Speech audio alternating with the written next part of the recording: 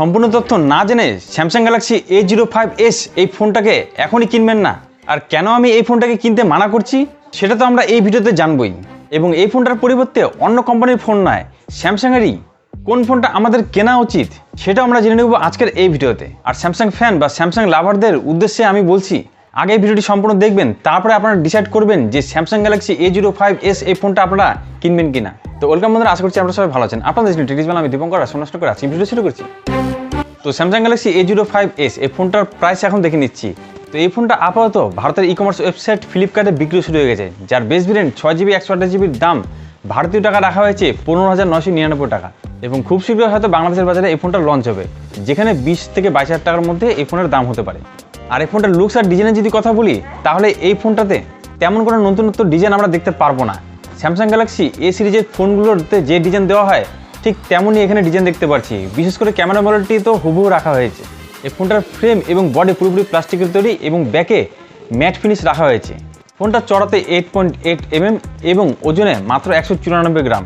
Hands feels experience ঠিকঠাক পেয়ে যাবেন। আর এই ফোনটাকে 3টি কালারে পাওয়া যাবে, একটি ব্ল্যাক, দ্বিতীয়টি ভায়োলেট এবং 3 নম্বরটি হলো লাইট গ্রিন। 3টে কালারই কিন্তু সুন্দর লেগেছে আমার কাছে। আর এখানে সফটওয়্যার এক্সপিরিয়েন্স খুব ভালো পেয়ে যাবেন। এখানে অ্যান্ড্রয়েডের লেটেস্ট ভার্সন অ্যান্ড্রয়েড 13 তো রাখাই আছে, যেখানে পরবর্তী দুটো ওএসের আপডেটও পাবেন, অর্থাৎ 14 এবং 15 অ্যান্ড্রয়েডের আপডেট পাওয়া যাবে এবং আগামী 4 বছর পর্যন্ত সিকিউরিটি আপডেটও পেয়ে যাবেন।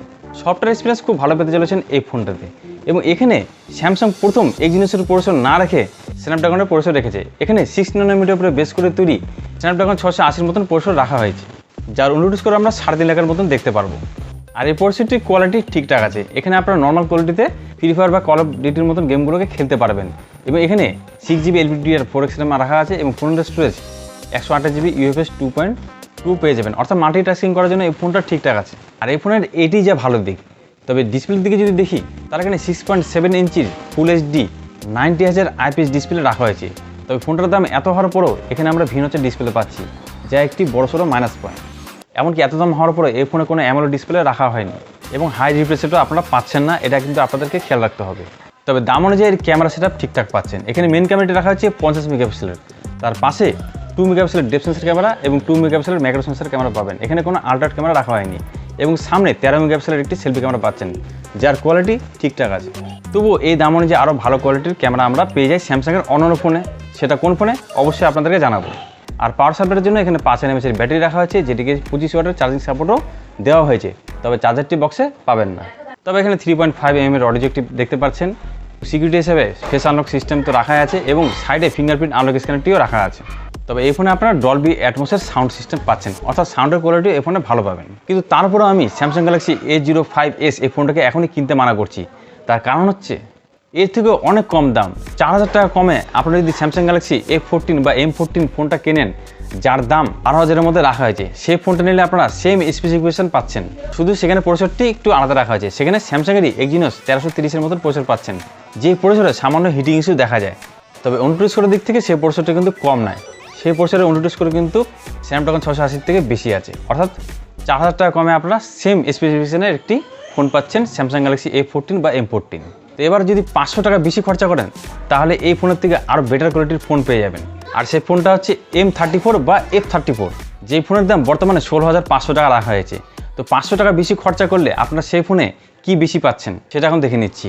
তো সেই ফোনটাতে আপনারা 120Hz ডিসপ্লে পাচ্ছেন এবং অ্যামোলেড ডিসপ্লে পাচ্ছেন এবং ডিসপ্লেতে গোয়েলা গ্লাস 5-এর প্রোটেকশন আপনারা পেয়ে যাবেন। তাছাড়া 50 মেগাপিক্সেলের OIR সেন্সরযুক্ত ক্যামেরা পাচ্ছেন এবং 8 মেগাপিক্সেলের একটি আল্ট্রাট ক্যামেরা পাচ্ছেন এবং ব্যাটারির পাওয়ারও বেশি রাখা হয়েছে, 6000 mAh-এর ব্যাটারি পাচ্ছেন। হ্যাঁ, প্রসেসরে আপনাকে কম্প্রোমাইজ করতে হতে পারে, কারণ সেখানে স্যামসাং এক্সিনোস 1280-র মতন প্রসেসরটি রাখা আছে। তবে প্রসেসরের অনুরোধ করে কিন্তু স্ন্যাপড্রাগন 680 থেকে বেশি আছে। তো এবার আপনারা ডিসাইড করেন যে 500 টাকা বেশি দিয়ে আপনারা কি স্যামসাং গ্যালাক্সি M34 বা F34 ফোনটা কিনবেন, নাকি 4000 টাকা কমে স্যামসাং গ্যালাক্সি M14 বা F14 ফোনটা কিনবেন।